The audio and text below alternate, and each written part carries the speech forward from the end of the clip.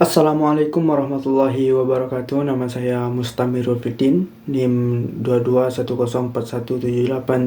2210417835, kelas F.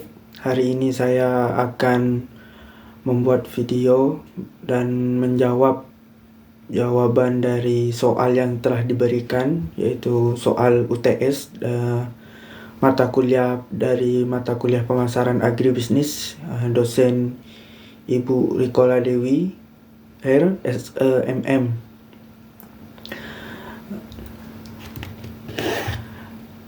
Di sini ada beberapa soal yang selanjutnya saya akan langsung membacakan soal yang pertama.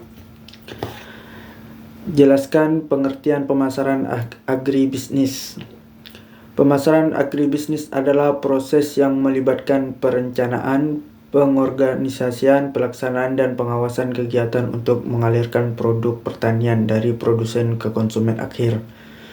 Dalam konteks agribisnis, pemasaran mencakup berbagai aktivitas mulai dari penelitian pasar, pengembangan produk, penetapan harga, distribusi hingga promosi produk pertanian.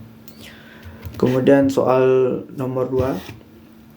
Sejak kapan pemasaran agribisnis muncul dari perspektif perkembangan ekonomi? Pemasaran agribisnis mulai muncul sebagai bidang yang terorganisir dan terfokus sejak era industrialisasi dan urbanisasi pada akhir abad ke-19 dan awal abad ke-20. Pemasaran agribisnis berkembang dari sekedar penjualan hasil pertanian secara lokal menjadi sistem yang kompleks dan terintegrasi secara global. Pada pertengahan abad ke-20, konsep pemasaran agribisnis semakin matang dengan penerapan prinsip-prinsip pemasaran modern seperti segmentasi pasar, branding, dan analisis pasar. Kemudian untuk yang soal nomor 3, jelaskan dan berikan contoh tentang pengertian konsep-konsep berikut. A. Fungsi pemasaran, B. Lembaga pemasaran, C. Saluran pemasaran, D. Margin pemasaran. Dan ini jawabannya. Yang pertama A. Fungsi pemasaran. Fungsi pemasaran mencakup semua kegiatan yang diperlukan untuk memindahkan produk dari produsen ke konsumen.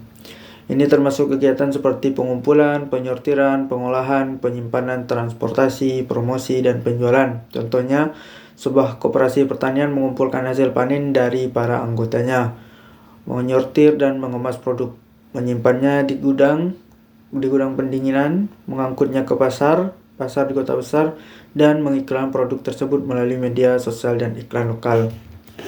Kemudian yang B, lembaga pemasaran.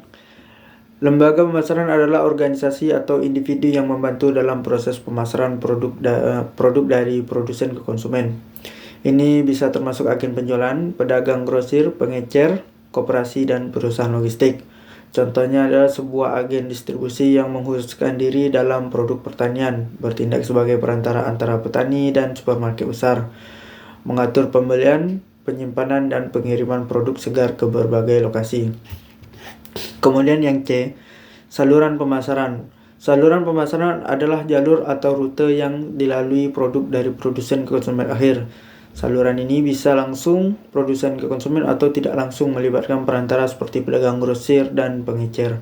Contoh, sebuah petani menjual sayuran organik langsung kepada konsumen melalui pasar tani, yaitu saluran langsung, atau melalui distributor yang mengirimkan produk tersebut ke berbagai toko, kelontong, dan supermarket. Saluran tidak langsung. Kemudian yang margin pemasaran. Margin pemasaran adalah perbedaan antara harga yang dibayar oleh konsumen akhir dan harga yang diterima oleh produsen. Ini mencakup semua biaya yang terkait dengan pemasaran, termasuk transportasi, penyimpanan, dan keuntungan perantara. Contohnya, jika petani menjual apel seharga 5.000 per kilogram kepada distributor dan distributor menjualnya ke pengecer seharga 7.000 per kilogram, kemudian pengecer menjualnya ke konsumen seharga 10.000 kg, maka margin pemasaran adalah Rp5.000.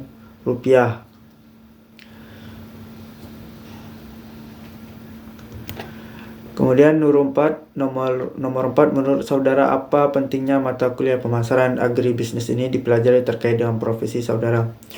Untuk profesi pekerjaan saya bekerja di bagian kantor Menurut saya, mata kuliah pemasaran agribisnis ini bermanfaat untuk pekerjaan kantoran karena mengajarkan saya tentang bisnis, manajemen pemasaran, analisis pasar, dan keterampilan berkomunikasi.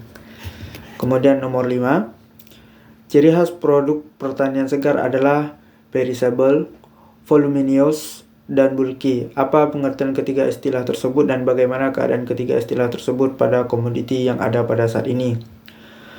Untuk perishable, produk pertanian yang mudah rusak dan tidak tahan lama. Faktor-faktor yang memengaruhi ketidakawetan meliputi kualitas penanganan pasca panen, kandungan air yang tinggi, dan karakteristik biologis produk agronomi itu sendiri. Voluminous, produk yang membutuhkan ruang penyimpanan yang relatif besar karena ukurannya. Biaya pengangkutan juga cenderung mahal meskipun harganya relatif kecil dibandingkan dengan volumenya. Biaya total pemasarannya seringkali jauh lebih besar dibandingkan dengan biaya produksinya. Bulky, produk yang berat dan memiliki sifat fisik agak kaku karena volumenya besar, sulit untuk dipindahkan.